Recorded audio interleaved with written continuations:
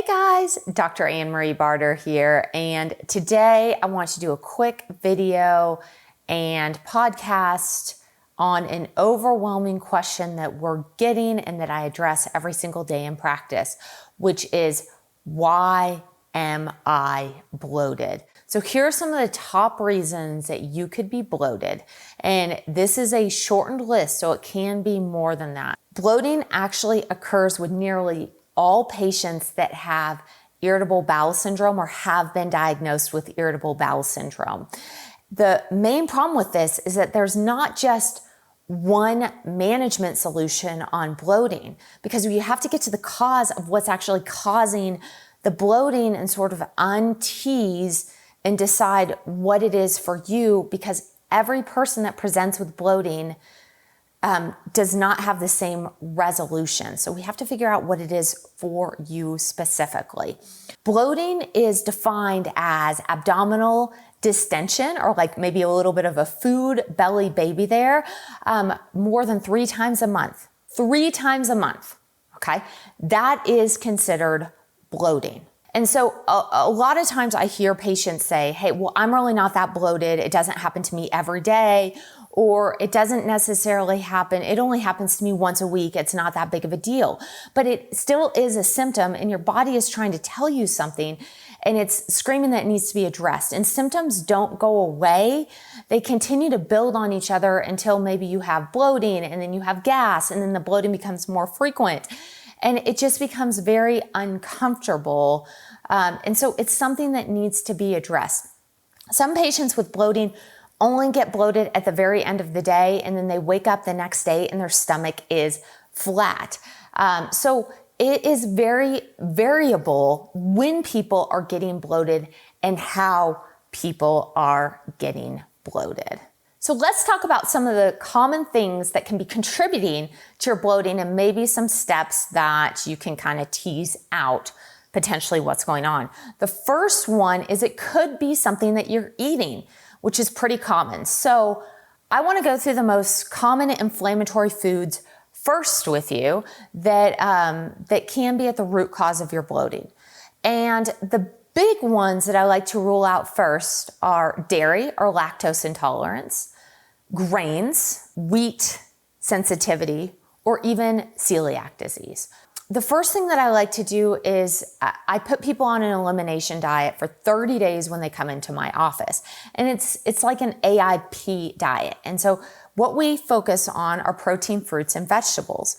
And the reason for that is because we pull out a lot of the common allergens that can contribute to the bloating. And at the end of the 30 days, we start to add those allergen foods back in and see what happens.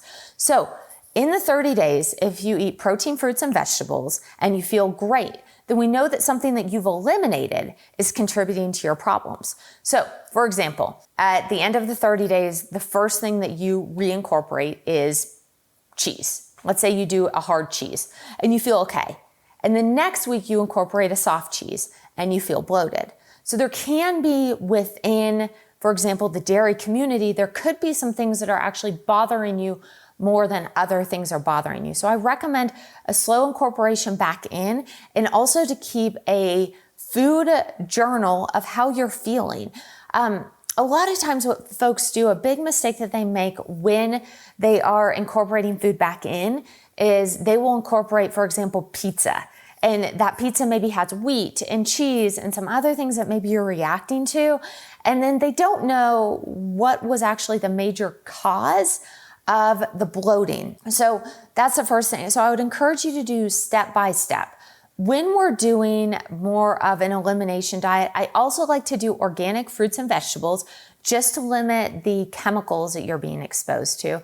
I also like to do a free range, chicken, an organic chicken, grass-fed, grass-finished beef, and freshwater fish. The reason for that is they're higher, especially the beef and the fish, they're higher in omega-3s versus omega-6. So omega-6 is very pro-inflammatory, and it creates inflammation in our body and contributing to our gut. So if we can limit that inflammation down and really see how these foods are affecting us, then we can get a good idea if anything that we're eating on a fairly regular basis is contributing to our discomfort or potentially our bloating. So just to summarize, eliminate a lot of inflammatory foods for 30 days. At the end of the 30 days, you're going to slowly reincorporate, but you're also going to keep a journal of how you're feeling and what might be causing some bloating or some discomfort.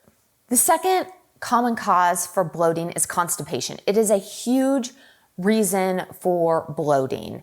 And most people don't know that they're constipated. So you really need to fully eliminate your bowels at least once a day. And that doesn't mean little pebbles, and that doesn't mean going multiple times in the morning. You should be able to have a bowel movement and feel like you're fully eliminated for the most part. Okay. And so what I like to, equate this to is you've cleaned your house. You've just scrubbed it down. You've cleaned everything, but you never decided to take out the trash. And if you don't take out the trash, guess what? There's fruit flies in the house. Maybe it smells a little funny. And the same thing is going on with your gut. So that means that things can ferment in your gut. You can overproduce some bad bacteria. Things can slow down. And so we want to make sure that we are fully taking out the trash every single day so that we have the correct and the appropriate microbiome and we don't get an overgrowth of opportunistic bacteria that could potentially have an impact on our bowels and also make us feel more bloated. So we want to be able to have a fully eliminated bowel movement every day where we feel a flatter stomach. It should come out in one string versus itty bitty pellets. And so the first thing that we would like to try if you're having some trouble with your bowel function is, number one, increase your water intake. And a lot of times, especially in the summer, we tend to get electrolyte deficient, especially for those folks that are drinking enough water. And, in other places on YouTube, you've probably heard about magnesium, etc.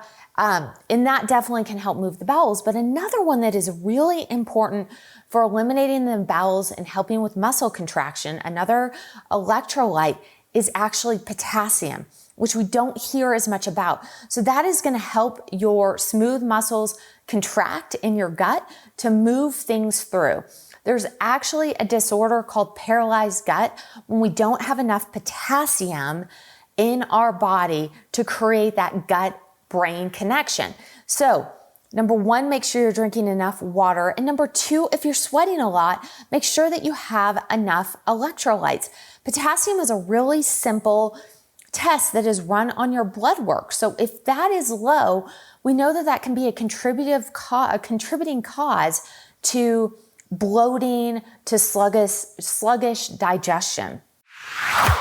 Hey, this is Dr. Anne-Marie Barter. Have you ever spent hours searching for the right supplements to heal your body?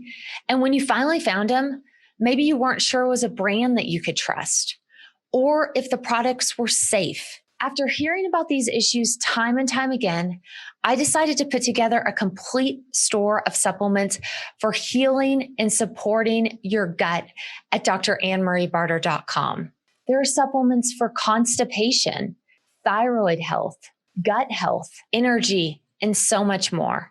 There are bundles created for sleep support, pain support, histamine support, and the list just goes on and on. These supplements I use personally, or I've handpicked because they've worked time and time again on countless cases in the office. And on the website, you can see what ingredients we use to put your mind at ease. If you visit drannemariebarter.com and use the promo code podcast to get 10% off your next order. So what are you waiting for? Go visit Dr. Anne-Marie Barter and get 10% off your supplement bundle. Ciao. And now back to our episode. Fiber is the next thing that can contribute to constipation. We really need about 20 to 50 grams of fiber per day. Most Americans on average get about 10 grams of fiber. So it's way below where it really needs to be to feed that good bacteria in our gut microbiome. So the first step would be to maybe increase fruits and vegetables and see how you're feeling. Now, in some people, that's going to make them more bloated. And that means that there's another issue going on. In other people, it's going to be the key to really moving their bowels. And that is just simple. Hey, if we increase your fiber, then guess what? You're going to have a much easier bowel movement. We're going to feed that good microbiome and that good bacteria to really build that back up. So let's say that it makes you more bloated. If fiber makes you more bloated, then we know that you're probably feeding pathogenic bacteria. And if you're feeding pathogenic bacteria, then that is going to make you more bloated. There's a commonly known condition called SIBO, or small intestine bacterial overgrowth. And what happens with SIBO is this completely slows down your gut. It's been found in about 80% of IBS patients. And you feel worse when you eat a lot of fruits and vegetables. It doesn't really matter what you eat, you get bloated. And I think the first line of defense is to figure out if you have SIBO and eradicate the high amounts of bacteria so that you feel less bloated. And generally that's done through specialized testing. So if you increase your fiber, you feel worse, there's probably an underlying infection that is going on that actually needs to be addressed first. Another thing that is going to contribute to bloating is not having enough good bacteria in your gut. And there's a lot of things that will cause a depletion of good bacteria.